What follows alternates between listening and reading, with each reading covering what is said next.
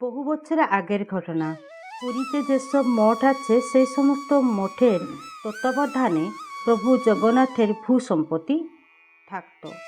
এই মঠগুলি প্রভু জগন্নাথের জমিনে চাষ করার দায়িত্ব বহন করে এবং জগন্নাথ মন্দিরকে বিভিন্ন সেবা যোগান দেয়। জমিনে উৎপাদিত বিভিন্ন প্রকার শস্য যোগানের সাথে সাথে অবশিষ্টাংশ শস্য বিক্রি করে প্রভু জগন্নাথের মন্দিরের জন্য অন্যান্য জিনিসও যোগান দেয়। একদিনের ঘটনা, একজন গোমাস্তা প্রভু জগন্নাথ মন্দিরের ধান সংগ্রহ করার জন্য একটি গ্রামে গিয়েছিল। সেই গ্রামের মুখিয়া একটি লোককে উদ্দেশ্য করে বললেন, এই লোকটিকে পুরী নিয়ে যান। গোমাস্তা জিজ্ঞাসা করল, কেন? মুখিয়া বললেন, লোকটি ভালো, কাজকর্মও ভালো করে, কিন্তু অত খাচ্ছে যে তার বাড়ির লোকেরা তাকে খেতে দিতে পারছে না। গোমাস্তা মনে করল, ঠিক আছে, মঠে কাজ করবে আর থাকবে, মঠে তো আর খাওয়া দাওয়ারও অভাব নেই। তাই হলো। গোমাস্তা লোকটিকে নিয়ে মঠে এলো। মঠের মহন্ত গোমাস্তা থেকে সমস্ত কথা শুনে লোকটিকে জিজ্ঞাসা করলেন, তুই যে মঠে থাকবি, মাইনা কত নিবি? লোকটি বলল, আগে আমার মাইনা দরকার নেই, আমি সমস্ত কাজকর্ম করব, কিন্তু আমি একবারে 5 পোয়া চালের ভাত খাবো। মঠের মহন্ত ওর কথায় রাজি হলেন। লোকটি বেশ ভালোভাবে কাজ করত। লোকটির জন্য প্রতিদিন 3 কেজি 750 গ্রামের চাল রান্না হতো। খাবারটা একটু বেশি পরিমাণে খেলেও লোকটা কিন্তু সারাদিন বিভিন্ন প্রকার যা মঠের কাজকর্ম সব কিছু করত। কটা দিনের মধ্যে তাকে সবাই ভালোবাসতে শুরু করে দিল। মানুষটা খুবই ভালো ছিল। ও একবারে 5 পোয়া চালের ভাত খেত বলে তাকে কেউ কেউ 5 পোয়া নামে ডাকত। ওই নামে ডাকলে ও সাড়াও দিত। এইভাবে কয়টা দিন যাওয়ার পর একদিন সন্ধ্যার সময় মঠের মহন্ত 5 পোয়াকে ডেকে বললেন, দেখ 5 পোয়া, কাল আমাদের একাদশী, আমাদের রান্না বান্না হবে না। যদি আমাদের রান্নাঘর থেকে ধোঁয়া বেরোয়, প্রভু জগন্নাথ মন্দিরের মুক্তি মণ্ডপে আমাদের জরিমানা দিতে হবে। 5 পোয়া বলল, আমি সে কথা জানি না মহারাজ, আমার না খেলে হবে না। মহন্ত মহারাজ বললেন, ঠিক আছে, তোকে চাল ডাল সবজি যা কিছু দরকার সব দিয়ে দেওয়া হবে। তুই বাগানের ওই আম গাছের নিচে বসে রান্না করে খেয়ে নিবি। আর হ্যাঁ, আমাদের সমস্ত সম্পত্তি বাড়ির সব জগন্নাথের। তুই খাওয়ার আগে প্রথমে জগন্নাথকে দিয়ে তারপর খাবি। 5 পোয়া ওই কথাতে রাজি হলো। মহন্ত মহারাজ ভাড়ার ঘরে বলে দিলেন তার রান্নার জন্য আবশ্যকীয় জিনিসগুলো দিয়ে দিতে। 5 পোয়া তারপর দিন দুপুরবেলার জন্য রান্না করলো। রান্না যেমনি শেষ হলো, তার মনে পড়ে গেল মঠের মহন্ত মহারাজ বলেছিলেন জগন্নাথকে খেতে দিয়ে তারপর নিজে খাবার জন্য। 5 পোয়া দেখলো মঠ থেকে তো জগন্নাথের জন্য চাল দেয়নি। ভাবলো, ঠিক আছে, জগন্নাথকে একটু দিয়ে ও সব খাবারগুলো খেয়ে নেবে। তাই 2টো কলা পাতা নিয়ে 2 জনের জন্য বাড়লো। তারপর জোরে ডাক দিল, জগন্নাথ কোথায় আছো? রান্না হয়ে গেছে, খাবে এসো। কিন্তু কেউ এলো না। এইভাবে বারে বারে ডাকতে লাগলো, কিন্তু কেউ দেখা দিল না। 5 পোয়ার ভীষণ খিদে পেয়ে গেছিল। প্রায় 1 ঘন্টা সে অপেক্ষা করলো। কেউ যখন না এলো, 5 পোয়া আম গাছের উপরে চড়ে গিয়ে আবার জোরে ডাক দিল, জগন্নাথ এসো, আমার ভীষণ খিদে পেয়ে গেছে, আমি আর থাকতে পারছি না। এই কথা বলতে বলতে তার চোখ থেকে জল পড়ছিল। ও উপোস একদম থাকতে পারে না। মনে মনে বিরক্ত হয়ে বলল, আমার কি দরকার জগন্নাথকে খেতে দেওয়া? আমার খিদে পেয়ে গেছে, আমার রান্নাও হয়ে গেছে, আমি খেয়ে নিতাম। কিন্তু এই মহারাজ যে কি বললেন, কে যে এই জগন্নাথ এখনো পর্যন্ত এলো না। আবার কাঁদতে কাঁদতে বলল, আরে জগন্নাথ তাড়াতাড়ি এসো, আমার যে ভীষণ খিদে পেয়ে গেছে। সহজ সরল লোকটির আকুল ডাক শুনে প্রভু জগন্নাথ কি আর থাকতে পারেন? এই সময় দেখলো একজন মোটা কালো হয়ে লোক একটা ধুতি পরে আর একটা গামছা ঘাড়ে ফেলে আম গাছের নিচে এলো।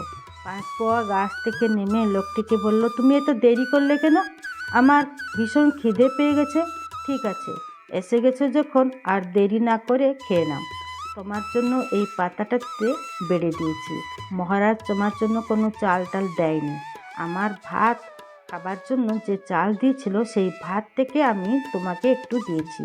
পরের বারে যখন আমি রান্না করব তোমার জন্য চাল নিয়ে আসবো, সেদিন তুমি পেট ভরে খাবে। লোকটি একটু হেসে বলল, ঠিক আছে। তারপর পাতায় সামনে বসে সব ভাতগুলো খেয়ে নিয়ে সেখান থেকে চলে গেল। পরের দশমীর দিন সন্ধ্যার সময় 5 পোয়া মহন্ত মহারাজের কাছে গিয়ে পৌঁছলো। মহন্ত মহারাজ, এই লোকটার জন্য চাল দেবেন।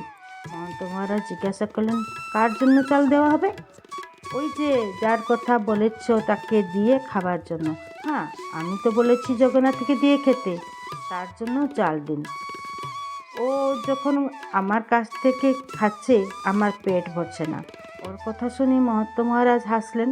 উনি ভাবলেন হয়তো কিছু নেশা টেশা করবে, তাই পলিটিক্স করছে। উনি ভাড়ার ঘরে বলে দিলেন আর 1 পোয়া চাল দিতে। ও যা করবে করুক। একাদশীর দিন আবার 5 পোয়া আলাদা করে নিজের জন্য রান্না করলো। রান্না শেষ হতে 2টো পাতায় ভাত ও তরকারি বাড়ল। তারপর জগন্নাথকে ডাকলো, জগন্নাথ কোথায় আছো? চলে এসো, তোমার জন্য ভাত বেড়ে রেখেছি। প্রভু জগন্নাথ বেরোলেন মন্দির থেকে। তিনি যখন আসছেন মা লক্ষ্মী জিজ্ঞাসা করলেন, তুমি কোথায় যাচ্ছ? প্রভু বললেন, আজ একাদশী, একজন ভক্ত ডাকছে। মা লক্ষ্মী বললেন, আমিও তোমার সাথে যাব। ঠিক আছে, দুজনই এলেন। যখন 5 পোয়ার কাছে পৌঁছালেন, 5 পোয়া এই দুজনকে দেখে রেগে গেল। বলল, তুমি একা আসার কথা, তুমি আবার তোমার পরিবারকে নিয়ে চলে এসেছে। আমি আর 1 পোয়া চাল অধিক এনেছিলাম।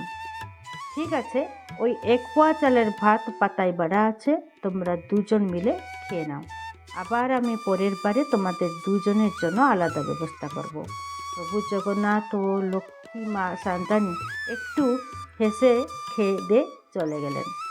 আবার পরের দশমীর দিন 5 পোয়া মহন্ত মহারাজের কাছে গিয়ে বলল, মহন্ত মহারাজ, আমাকে আর তাকে খেতে দিতে বলো না। মহন্ত মহারাজ জিজ্ঞাসা করলেন, কাকে? তুমি যাকে বলেছিলে তাকে দিয়ে খেতে, ওই ওই ওকে। মহন্ত মহারাজ বললেন, হ্যাঁ, আমি জগন্নাথকে খেতে দিয়ে তোকে খেতে বলেছিলাম। জগন্নাথকে তো খেতে দিতেই হবে, তার সম্পত্তি বাড়ি। না না, তার কথা আর আমাকে বলল না। ও আমাকে বড় হয়রান করছে। প্রথমবার তো অনেক দেরি করে এলো, এবারে যদি এসেছে তো তার পরিবারকে নিয়ে এসেছে। আবার ও তাকেই নিয়ে নিশ্চয়ই আসবে। আমি রান্না করে খাবো না ওদের জন্য রান্না করতে থাকবো? মহন্ত মহারাজ ভাবলেন, নিশ্চয়ই কিছু একটা গড়বড় আছে। তিনি ভাড়ার ঘরে বলে দিলেন তাকে 7 পোয়া চাল দিতে, আর মঠের গোমাস্তাকে বললেন, কাল তুমি গিয়ে 5 পোয়া যখন রান্না করবে তাকে লুকিয়ে গিয়ে দেখবে। যেমনি তার রান্না হয়ে যাবে আমাকে এসে খবর দেবে। কাল আমি দেখি ও বেটা কী করছে, তার বিচার হবে। মহন্ত মহারাজের কথা অনুযায়ী গোমস্তা গিয়ে 5 পোয়াকে রান্না করার সময় লুকিয়ে দেখল। যেমনি রান্না শেষ হয়েছে গোমস্তা মহন্ত মহারাজকে খবর দিল। গোমস্তা থেকে খবর পেয়ে মহন্ত মহারাজ অবিলম্বে বাগানে গিয়ে লুকিয়ে 5 পোয়ার কার্যকলাপ দেখলেন। রান্না শেষ হবার মাত্রে 5 পোয়া 3টি কলা পাতাতে ভাত তরকারি বাড়ল। 2টো পাতায় অল্প অল্প করে বাড়ল। নিজের পাতায় আর সব ভাত তরকারি বেড়ে নিল। তারপর খুব জোরে ডাকলো, জগন্নাথ, এবারে চলে এসো, রান্না হয়ে গেছে। আজ 2 জনের জন্য ব্যবস্থা করেছি। সেদিন 1 জনের জন্য খাবার ছিল বলে তোমাদের 2 জনের পেট ভরল না। আর দেরি না করে তাড়াতাড়ি চলে এসো। এদিকে মন্দির থেকে যখন প্রভু জগন্নাথ বেরোলেন, আগের একাদশীর মতো মা লক্ষ্মীও চললেন। তারা কোথায় যাচ্ছে বলে প্রভু বলভদ্র জিজ্ঞাসা করলেন। প্রভু জগন্নাথ বললেন, আমরা একটা ভক্তের কাছে যাচ্ছি। আজকে একাদশী, আমাদের জন্য ও রান্না করেছে, আমরা না গেলে ও খাবে না, তাই যেতে হবে। প্রভু বলভদ্র যখন শুনলেন একজন ভক্ত ডাকছে, আবার জগন্নাথ না গেলেও খাবে না, তিনি বেশ হৃদয়ঙ্গম করলেন যে ভক্তটি কিন্তু সাধারণ নয়। ভগবান সব সময় ভক্তের পিছনে ধাবমান। লোহাকে চুম্বন যেমন টানে, ভগবানকে ভক্তও তেমন টানে। প্রভু বলভদ্র বললেন, আমিও তোমাদের সাথে যাব। প্রভু বলভদ্র চললেন সামনে, তার পিছনে প্রভু জগন্নাথ, এবং প্রভু জগন্নাথের পরে মা লক্ষ্মী চললেন। 5 পোয়া যেমনি দেখছে ওই 3 জনকে, রাগ তার মাথায় চড়ে গেল। প্রথমে একজন এলো, তারপর 2 জন, আজকে আবার 3 জন। সে আর রাগ সামলাতে পারল না, রেগে গাছের উপর উঠে গেল। তাদের উদ্দেশ্যে বলল, ভালো, ওদিকে মহন্ত মহারাজ আমাকে টিউশন করবে, এদিকে তুমি প্রতিদিন একজন করে লোক বেশি নিয়ে আসতে থাকবে। আমার কি উপায়? আমি 2 জনের জন্য রান্না করেছি, তোমরা 3 জন মিলে সে খেয়ে দিয়ে যাও। ওর কথা শুনে প্রভু বলভদ্র রেগে গেলেন। প্রভু জগন্নাথ প্রভু বলভদ্রের সামনে এসে দাঁড়ালেন, বললেন, দাদা, আপনি ক্রোধ প্রকাশ করবেন না, ভক্তটি খুব নিরীহ এবং সরল। মহন্ত মহারাজ লুকিয়ে এই সমস্ত ঘটনা দেখছেন প্রভু জগন্নাথ, প্রভু বলভদ্র ও মা লক্ষ্মী দাঁড়িয়ে আছেন। এদিকে 5 পোয়া ওদেরকে বকাবকি করছে। তিনি দৌড়ে আসলেন প্রভু জগন্নাথ, বলভদ্র ও মা লক্ষ্মীর সামনে, সাষ্টাঙ্গ প্রণাম করলেন। 5 পোয়া বলে উঠল, একি একি! এক মুহূর্তে তারা অদৃশ্য হয়ে গেলেন। মহন্ত মহারাজ উঠে বললেন, 5 পোয়া রে, তোর হাত থেকে প্রভু জগন্নাথ, বলভদ্র, মা লক্ষ্মী যখন খাচ্ছেন, আজ থেকে এই মঠ হলো তোর। এই বলে তিনি 5 পোয়ার নামে একটি উইল করে দিয়ে বারাণসী চলে গেলেন। তারপর থেকে 5 পোয়া নিজের জন্য রান্না করার পর প্রভু জগন্নাথ, বলভদ্র ও মা লক্ষ্মীকে ভোগ দিয়ে নিজে খেত। 5 পোয়াও ইহধাম ত্যাগ করার পর সেই মঠে 5 পোয়া চালের অন্ন রান্না হয়ে ভোগ করা হতো। এই হলো 5 পোয়া মঠের ইতিহাস। কিন্তু দুঃখের বিষয় এই যে, যখন পুরী মন্দিরের সৌন্দর্যীকরণের জন্য ওড়িশা সরকার তরফে মন্দিরের চারপাশ থেকে 70 কিলোমিটার পর্যন্ত ভাঙ্গা হলো, তার মধ্যে 5 পোয়া মঠ মাটিতে মিশে গেছে।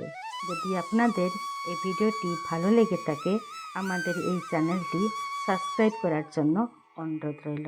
জয় জগন্নাথ, জয় জগন্নাথ, জয় জগন্নাথ।